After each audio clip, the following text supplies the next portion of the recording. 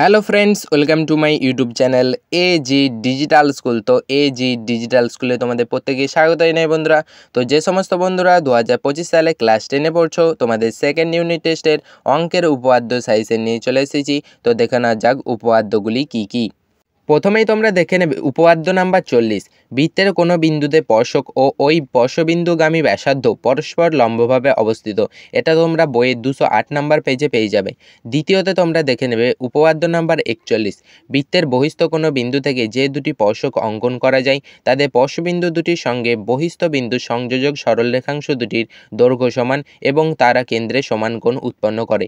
এটা তোমরা বইয়ে 211 নাম্বার পেজে পেয়ে যাবে। এরপর তোমরা দেখে নেবে উপপাদ্য নাম্বার 42। যদি দুটি বৃত্ত পরস্পরকে স্পর্শ করে তাহলে স্পর্শবিন্দুটি কেন্দ্র দুটি সংযোগী সরলরেখাংশের উপর অবস্থিত হবে। এটা তোমরা বইয়ে 215 নাম্বার পেজে পেয়ে যাবে। এরপরে দেখে নেবে উপপাদ্য নাম্বার 48। যে কোনো সমকোণী ত্রিভুজের সমকৌণিক বিন্দু থেকে অতিভুজের উপর লম্ব অঙ্কন করলে ওই লম্বের উভয় পার্শ্বস্থিত ত্রিভুজদ্বয় সদৃশ এবং ওই ত্রিভুজগুলি প্রত্যেকে মূল ত্রিভুজের সঙ্গে সদৃশ। এটা তোমরা 255 নাম্বার পেজে পেয়ে যাবে। তো এই চারটি উপপাদ্য তোমরা খুব ভালো করে প্র্যাকটিস করে যাবে। দেখবে এগুলো প্র্যাকটিস করলে পরীক্ষায় তোমরা এর মধ্যে থেকে প্রশ্ন কমন পেয়ে যাবে। তো তোমরা এগুলো খুব ভালো করে প্র্যাকটিস করবে।